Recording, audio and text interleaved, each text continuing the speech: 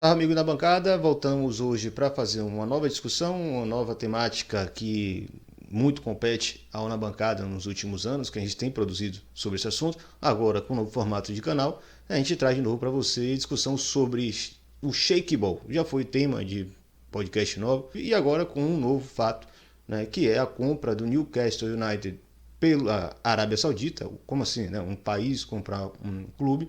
Sim, e já existem outros países que compraram um clube e muito disso está sendo discutido atualmente. Qual é a ideia do vídeo de hoje? Eu convidei Manuel Leite Júnior, estudioso inveterado sobre o tema do soft power no futebol, já produziu podcast com a gente sobre esse tema, que vai trazer essa discussão sobre a compra do Newcastle pela Arábia Saudita. O que isso quer dizer? O que está por trás disso? Emanuel, que é um estudioso, que é um especialista no tema, vai trazer as explicações com muitos detalhes. Né? Está por trás do que é o chamado soft power, quais são as grandes movimentações que existem a partir da Arábia Saudita, por que tanta reação, por que tanta resistência a esse processo de aquisição de um clube e, no fim das contas, o que é que vai dar disso no futebol global. Afinal, é a compra de um clube por mais de 2 bilhões de reais em plena pandemia da Covid-19. Depois do vídeo que você vai assistir, Emanuel começa dessas ideias.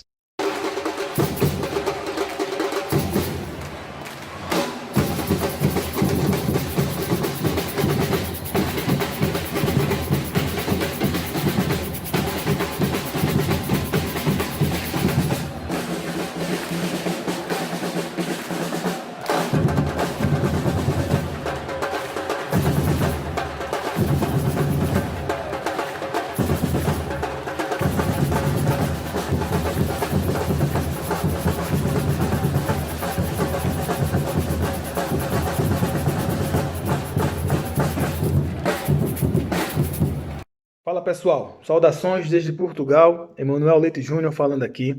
Antes de mais nada, eu queria agradecer ao Irlan pelo convite para gravar esse vídeo para falar sobre o interesse da Arábia Saudita em adquirir o Newcastle, clube da Premier League inglesa. Como se sabe, já foi noticiado, o Fundo de Investimento Público da Arábia Saudita fez uma proposta no valor de 300 milhões de libras, algo em torno de 2 bilhões de reais, para adquirir o Newcastle United.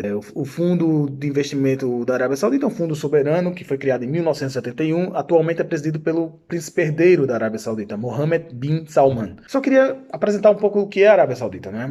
O Reino da Arábia Saudita foi formado em 1932, mas as suas origens remontam ao Estado saudita que surgiu na Arábia Central em 1744, né? Um chefe local, Mohammed bin Saud, e é por isso que é o Estado saudita, o reino da Arábia Saudita, da família Saud, né? Uniu forças com um fundamentalista islâmico, né? Um intérprete do islamismo, Maomé ibn Abdal-Wahab. E isso é importante a gente saber, essa origem da Arábia Saudita, porque faz nos compreender porque que a Arábia Saudita é uma monarquia absoluta islâmica, não é?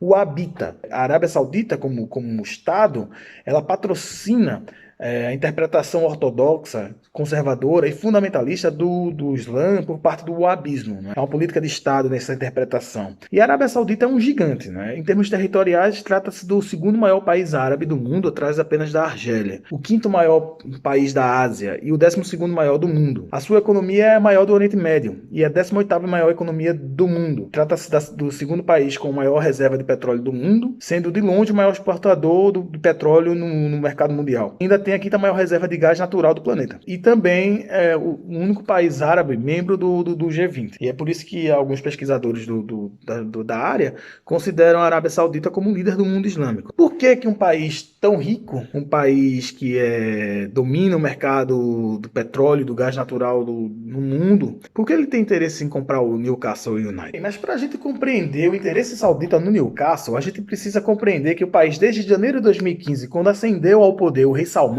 vem passando por reformas transformadoras no país. Reformas políticas, econômicas, sociais, culturais e diplomáticas. Todas essas reformas lideradas pelo príncipe herdeiro, Mohammed bin Salman, o mesmo que preside o Fundo de Investimento Público Saudita, que fez a proposta para adquirir o Newcastle. Mohammed bin Salman também é autor do projeto mais complexo e profundo de transformação saudita, que é a Visão Saudita 2030.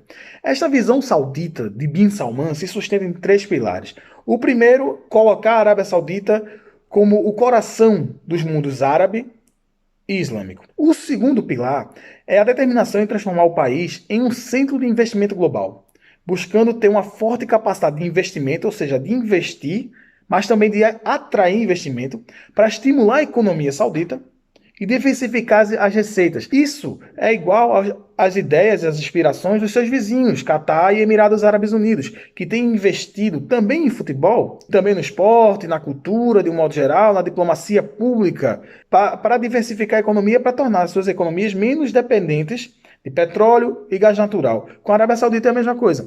E aí a Arábia Saudita, e é o terceiro pilar da visão saudita de Bin Salman, é aproveitar a singular e estratégica localização geográfica do país para tornar o país em um centro de conexões globais, ligando 3 continentes, Ásia, Europa e África. A Arábia Saudita está quase que no centro desses 3 continentes e ele quer usar essa posição estratégica para atrair investimentos. Para isso, ele precisa se legitimar, se tornar credível na arena internacional.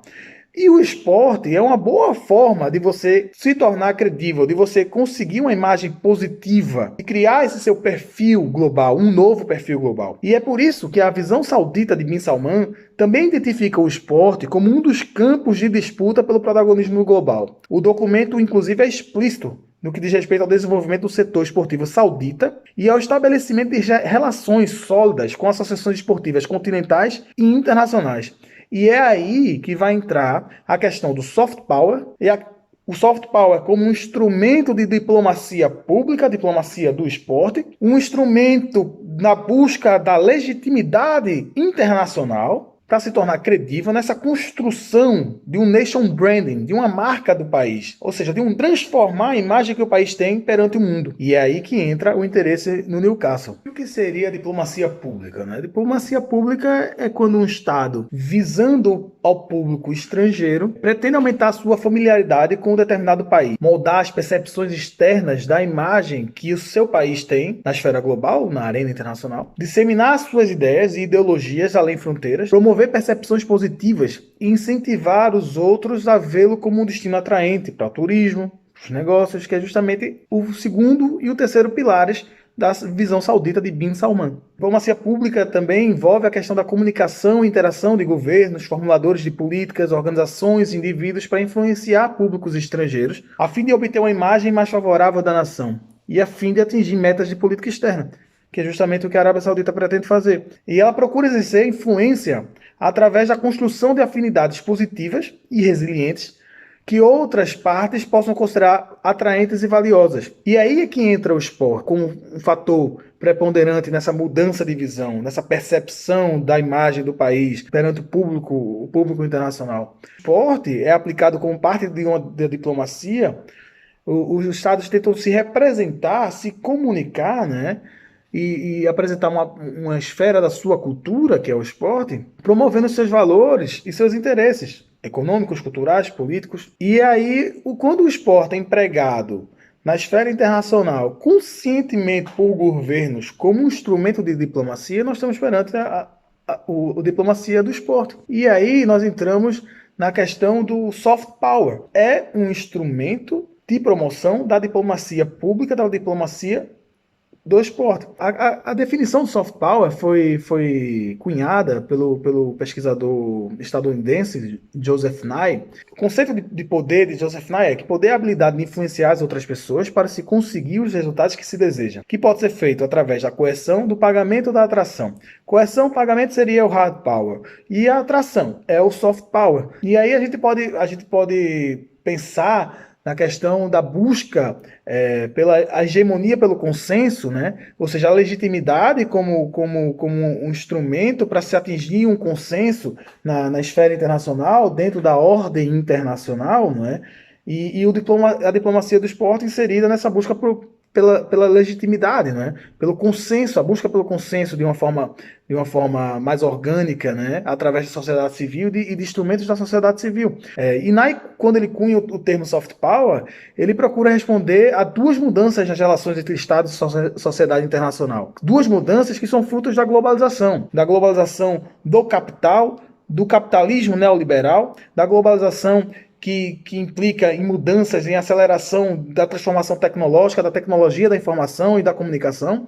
Então, com os avanços da comunicação global, vários atores passaram a ter capacidade de formatar, apresentar e distribuir informações a diferentes audiências. Esses atores diversos transformando como os poderes políticos poderiam ser adquiridos e exercidos. Então, Nye vai dizer que existe um paradoxo da mudança. Muita informação, mas a pobreza de atenção. O Nye vai dizer que, mais do que informação, a atenção é o produto mais escasso. E que conseguisse se fazer distinguir e distinguir os seus valores em meio aos ruídos, adquiririam o poder. E aí ele entra com a ideia do soft power. A cultura, consequentemente o esporte, né, como parte da cultura, é importante fonte de poder. E promover uma cultura convincente é um dos principais meios para se construir essa imagem nacional externa. E aí entra o futebol, aí entra o interesse dos sauditas no Newcastle United. Bem, como eu disse anteriormente, na visão saudita 2030, o esporte tem um papel muito importante. O presidente da Autoridade Geral do Esporte do país, Turki Al-Sheikh, corrobora essa visão explicando que o esporte promove a paz, o desenvolvimento e a cooperação internacional. Não é à toa que já nos últimos tempos a Arábia Saudita tem investido em eventos esportivos. E dentro desses eventos esportivos, em dezembro de 2019, nós tivemos Combate das Dunas, que promoveu a revanche entre o britânico Anthony Joshua, que recuperou os títulos mundiais dos pesos pesados do boxe, contra o estadunidense Andy Ruiz Jr. Em janeiro de 2020, foi realizada a primeira edição do Rally Dakar Arábia Saudita. Além disso, especula-se que a Arábia Saudita vai entrar no circuito mundial da Fórmula 1, ao custo de cerca de 60 milhões de euros. No futebol, uma das primeiras medidas tomadas por Mohammed bin Salman foi permitir que as mulheres pudessem assistir a jogos de futebol nos estádios. Como nós sabemos, e a gente vai até falar um pouco mais adiante sobre essa questão dos direitos humanos na Arábia Saudita, as mulheres na Arábia Saudita têm pouquíssimos direitos. E elas sequer podiam ir a jogos de futebol. O que foi feito? Em janeiro de 2018 aconteceu isso pela primeira vez, embora as mulheres seguissem segregadas em um único setor do estádio em Jeddah. E aí a Arábia Saudita conseguiu de alguma forma promover a sua imagem de abertura, né? Uma imagem de um país progressista, mais liberal. Pouco até se falou que as mulheres ficaram segregadas num setor específico para as mulheres no estádio. Mas é aí que está o uso do esporte como instrumento de modelar e transformar a visão que se tem externa do país. E os sauditas têm apostado também em torneios futebolísticos. Né? Em 2018 e 2019 nós tivemos Brasil e Argentina disputando o Superclássico das Américas em Jeddah e Riad. Também compraram os direitos de sediar a Supercopa Italiana em 3 edições, né? Num período de 5 anos. E já se realizaram 2 dessas edições. A Juventus venceu o Milan por 1-0 em 2018, em Jeddah, e a Lazio venceu em 2019, em Riad, a Juventus. A mais recente aquisição foi a Supercopa da Espanha. A Arábia Saudita pagou 120 milhões de euros à Federação Espanhola e vai ser realizada 3 edições da Supercopa Espanhola na Arábia Saudita. A primeira edição foi realizada esse ano. Uma Supercopa reformatada, né? Supercopa, como as Supercopas europeias de modo geral, e como o Brasil também adotou esse ano, tradicionalmente reúne o campeão nacional com o campeão da Copa do país. Na Supercopa Espanhola, realizada na Arábia Saudita, para dar um torneio um pouco maior, ter um pouco mais de repercussão, passou a ter 4 participantes nessa Supercopa. Então, antes mesmo da Arábia Saudita confirmar o interesse de adquirir um clube de futebol, já vinha investindo nos esportes, já vinha investindo em futebol. E aí é que vai entrar o Newcastle. Antes de fazer a proposta para o Newcastle United, por alguns anos, se especulou que Mohammed bin Salman tinha interesse em comprar o Manchester United. Esse era o grande desejo dele.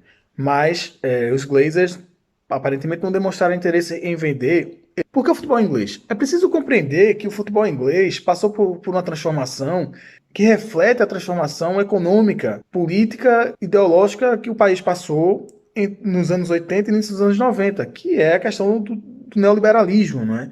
A financiarização da economia britânica como forma para compensar a desindustrialização pela qual o país passava. A Premier League surge como um modelo dessa transformação da sociedade e da política econômica inglesa. Então, a Premier League inglesa passou a se tornar um centro de atração de investimentos internacionais.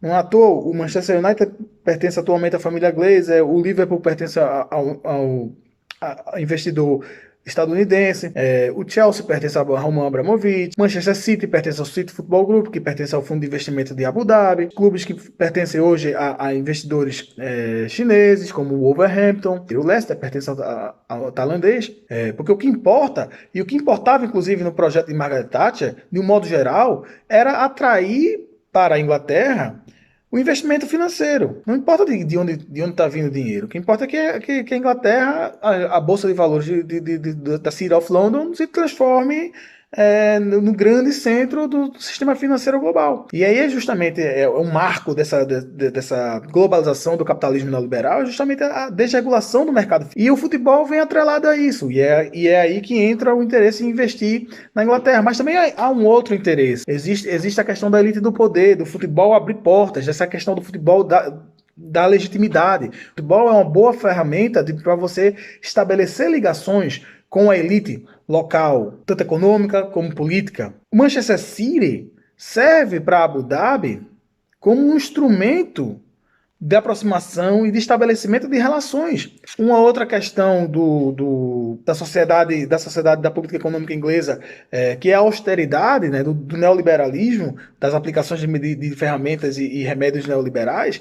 A austeridade fez com que as cidades inglesas perdessem investimentos e necessitassem de uma regeneração urbana, de uma transformação urbana. O Fundo de Investimento de Abu Dhabi, proprietário do City Football Group, ele tem investido muito na região de Manchester, tem adquirido muito no setor imobiliário e construído conjuntos habitacionais, construindo prédios, arranha-céus empresariais. E Newcastle, estando no nordeste da Inglaterra, também foi uma região que sofreu muito com a austeridade. Mohammed bin Salman se consultou com Mohammed bin Zayed, de Abu Dhabi. Mohammed bin Zayed é tido como uma inspiração para Mohammed bin Salman nesse caminho que ele tem tentado traçar, nessa visão saudita 2030, inspirado na visão dos Emirados Árabes Unidos, particularmente de Abu Dhabi. Então, é possível que a escolha por Newcastle, ao invés até mesmo do Manchester United, seja nesse sentido. É uma cidade que tem muito a ser explorada na questão urbana, na questão imobiliária.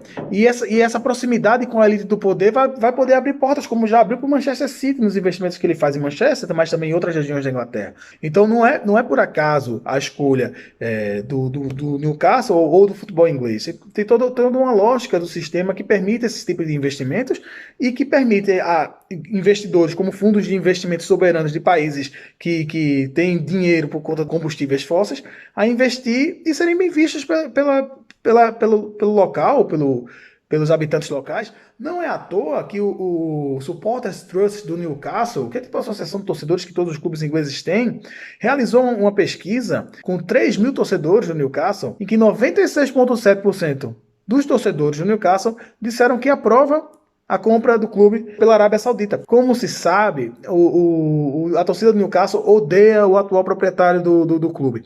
Então, a torcida vê a chegada dos sauditas com muito dinheiro como algo positivo.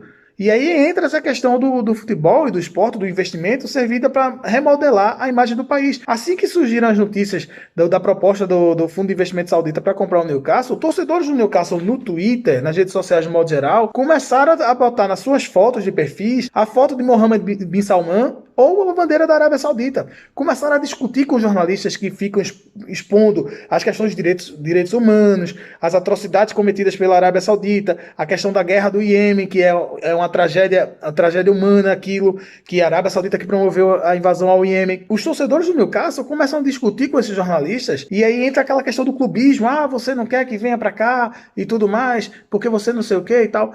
Ou seja, eles passam a defender a Arábia Saudita. Eles passam a ser ativos legitimadores da Arábia Saudita. Dentro da perspectiva da legitimação, você tem os legitimadores que são ativos, você tem os legitimadores que são passivos, os que são ignorantes, ou seja, ignoram completamente aquela questão, os que preferem ignorar e os que são ativos. Tratam de legitimar aquele tipo de investimento. E é isso que tem acontecido já com o Newcastle e a torcida do Newcastle. Por fim, só para tratar de uma questão que tem sido abordada muito na imprensa, que é o tal do sport washing, não é? Eu não gosto muito desse termo, porque já existe dentro da questão do soft power, você tem também a questão do soft disempowerment, que é o que o Giulianotto fala do tiro sair pela culatra. É que o Giulianotto com o Brannigan, eles fazem uma análise de que para você obter o soft power, você passa por um filtro de atração de credibilidade. E esse filtro de atração de credibilidade, obviamente, se você está fazendo investimentos no mundo ocidental, num país ocidental, do centro do sistema mundo, que é a Inglaterra, você vai passar por esse filtro.